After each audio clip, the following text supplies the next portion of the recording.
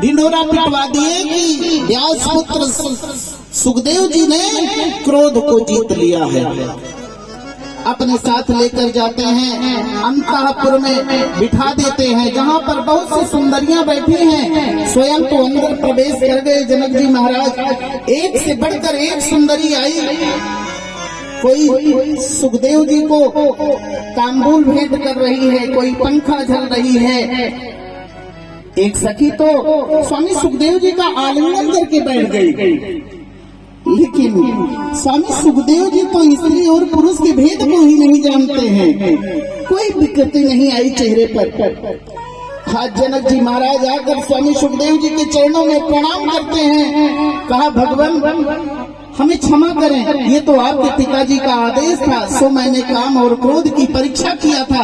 आपने काम क्रोध दोनों को जीत लिया है, और मैं क्या वेद वेदांत आपको पढ़ाऊंगा। आप तो वेद और वेदांत के सशक्त हस्ताक्षर हैं।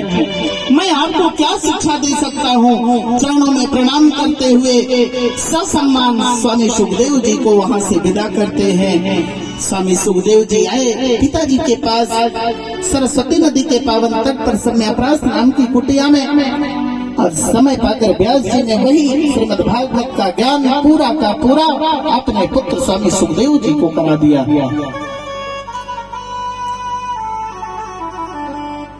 इधर सौनक जी ने प्रश्न कर दिया सूत जी महाराज से कि महाराज आपने अभी कहा कि राजा परीक्षित की चर्चा किया कि 7 दिन में उनको जब श्राप मिला तो उसको प्रायोपवेशन करने के लिए जब गंगा जी के पावन तट पर गए तो स्वामी सुखदेव जी ने उनको श्रीमद् भागवत की कथा सुनाई। ये परीक्षित कौन है महाराज, किसके पुत्र हैं, और 7 दिन में मरने का इनको श्राप कहाँ से मिल गया, किसने दे दिया, कृपा करके बताएं। प्यारे परीक्षित की जन्म की कथा से श्री कृष्ण कथा उदय होती है, और जिस मानव की कथा परमात्मा से संबंध जोड़ दे उस मानव की कथा भगवान की कथा से कम नहीं है। अब सूत जी महाराज सौनक जी को आगे का कथानक सुनाते हैं। बड़ी सुंदर कथा है, आप लोग ध्यान पूर्वक सुनेंगे तो निश्चित पूरा का पूरा आत्मसात कर लेंगे।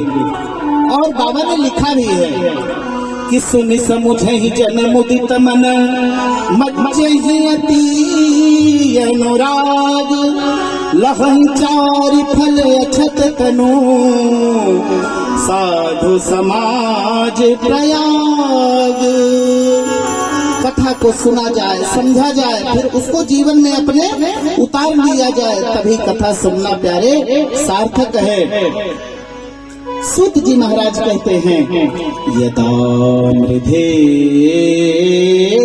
कौरव संजयानाम वीरे स्वथो वीर गतिम गतेषु वृकोदरा विद्ध गदा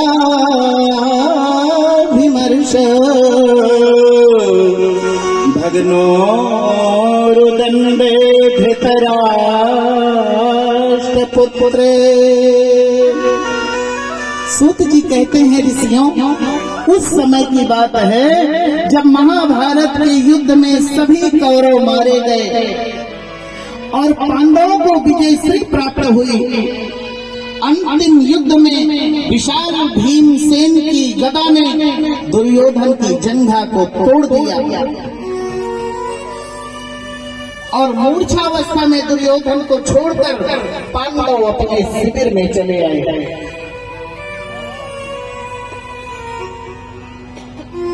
उस कुरुक्षेत्र में